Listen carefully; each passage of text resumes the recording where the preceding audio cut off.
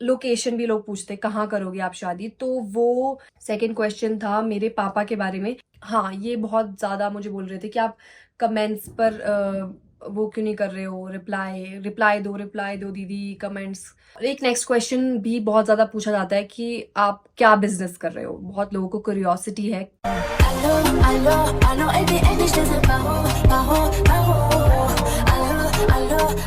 Guys good morning, welcome back to my channel. मैं नहा गई हूँ, मेरे बाल अभी थोड़े से गीले हैं।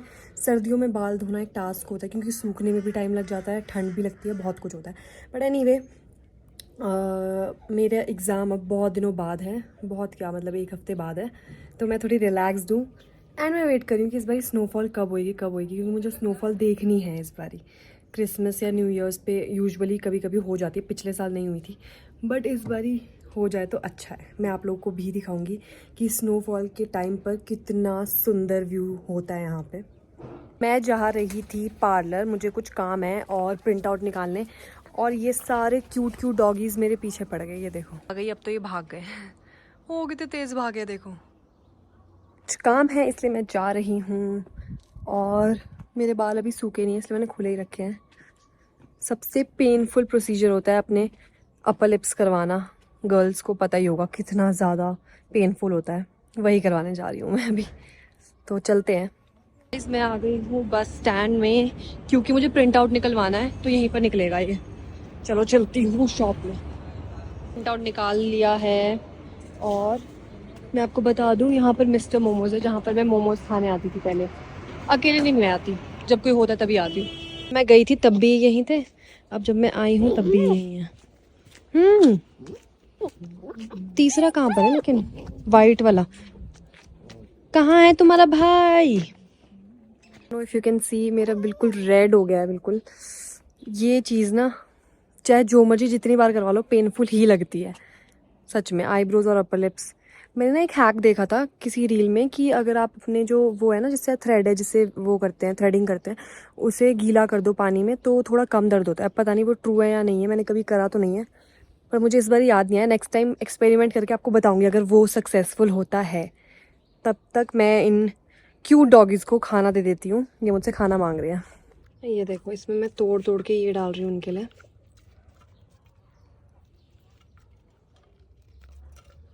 Hello guys, welcome to the Q&A with Sandeepika Sharma. मैंने आपसे कहा था कि मैं Q&A करूंगी बहुत जल्दी, और here I am with the Q&A।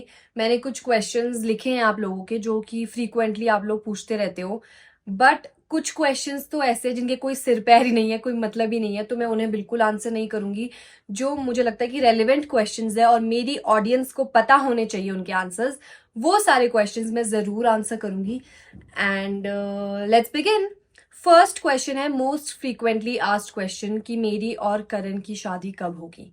तो गाइज मैं आपको बता चुकी हूँ कि अभी कोई डेट फाइनलाइज नहीं हुई है, प्लस अभी थोड़े टाइम बाद होगी। अभी ऐसा कोई प्लान नहीं है, मतलब प्लान है एज इन फ्यूचर में, बट कोई अभी डेट फाइनलाइज नहीं है। एंड एक और मैं आपको बताती हूँ कि लोकेशन भी लोग पूछते कहाँ करोगे आप शादी, तो वो करण ने बहुत बारी जिक्र करा है एक प्लेस का। आप कमेंट बॉक्स में मुझे बताना वो प्लेस कौन सी है, क्या नाम है, मैं लाइक करूंगी। एंड देखते हैं आप लोग सही आंसर करते हो या नहीं करते हो, बट हाँ उस जगह का जिक्र तो हुआ है। अगर आपको पता है तो ज़रूर कमेंट बॉक्स में कमेंट करना, और देखते हैं आप सही है कि नहीं है। सेकेंड क्वेश्चन था मेरे पापा के बारे में, तो मैंने आपको बताया था कि he is no more with us. Also question था कि आपके पापा क्या करते थे, तो मैं बता दूं कि मेरे पापा इंजीनियर थे, end of course I miss him a lot. मैं कभी एक्सप्रेस नहीं करती हूँ, but of course. Next question, हाँ, ये बहुत ज़्यादा मुझे बोल रहे थे कि आप कमेंट्स पर वो क्यों नहीं कर रहे हो, रिप्लाई दो दीदी कमेंट्स का रिप्लाई दो, ये करो वो करो। एक बार रिप्लाई दे दिया बस, अब मैं बार बार वही बात पकड़ के नहीं बैठ सकती हूँ। प्लस लोगों का काम है कहना, तो दैट्स इट, बस यही कहना चाहूंगी मैं ये वो ही भूल गई यार मुहावरा। हाँ, कुछ तो लोग कहेंगे, लोगों का काम है कहना। मैं सिर्फ इतना, मुझे इतना याद रहा था, तो बस ये कहते हुए हम आगे बढ़ेंगे विद पॉजिटिविटी, क्योंकि ऐसे ही मुझे नेगेटिव बातों में जाना नहीं है। पॉजिटिव रहना है इसीलिए। तो एक नेक्स्ट क्वेश्चन भी बहुत ज़्यादा पूछा जाता है कि आप क्या बिजनेस कर रहे हो। बहुत लोगों को क्यूरियोसिटी है किस चीज़ के बारे में। तो मैं आपको बता दूं कि हाँ, पहले से ही बताना सही नहीं रहता। तो जब वो पूरा एस्टैब्लिश हो जाएगा और सब कुछ हो जाएगा तो आपको ज़रूर बताएंगे हम, because actions speaks louder than words. तो सिर्फ बोल के बताना मैं नहीं ऐसा चाहती। जब वो हो जाएगा, सब कुछ हो जाएगा, तो ज़रूर आपको बताऊंगी। It's related to medical field और उस चीज़ से रिलेटेड है, इतना मैं आपको बता चुकी हूँ आई थिंक। बट हाँ, यही है। तो सून गुड न्यूज़ आपको मिलेगी और सब कुछ आपसे शेयर पक्का मैं करूंगी। तो ये कुछ क्वेश्चंस थे Q&A के, जो मुझे लगा कि मुझे आपको आंसर करने चाहिए, क्योंकि बार बार ये क्वेश्चंस पूछे जा रहे थे। एंड ऑल्सो गाइज, और कोई क्वेश्चन हो तो पक्का आप कमेंट्स में मुझसे पूछते रहना। क्योंकि मतलब ज़रूरी नहीं है कि मैं Q&A में बताऊँ, मैं नॉर्मली भी व्लॉग्स पे आपको आंसर करती रहूँगी उन क्वेश्चंस के। तो बस यही था। और एक और क्वेश्चन, मैं बहुत बार इसको आंसर कर चुकी हूँ इसलिए मैंने इसको इसमें इंक्लूड नहीं करा, बट दोबारा कर देती हूँ कि लोग कह रहे थे कि आप क्या स्टडीज़ कर रहे हो और ये सब। तो मैंने आपको बताया कि मैं मास्टर्स स्टडी कर रही हूँ और ये मेरा 3rd सेमेस्टर है मास्टर्स इन इंग्लिश में। और इसके एग्जाम्स अभी चल ही रहे हैं, 2 एग्जाम्स मेरे बच्चे हैं। वो खत्म होने के बाद मेरा लास्ट सेमेस्टर होगा। I am very happy and excited कि हाय, मैंने सोचा नहीं था बट मतलब मेरी मास्टर्स भी कंप्लीट हो जाएगी इतनी जल्दी। और मैं गाइस बता दूं कि मेरा 1 ईयर का गैप रहा है, वरना अभी तक मेरी मास्टर्स भी कंप्लीट हो जाती।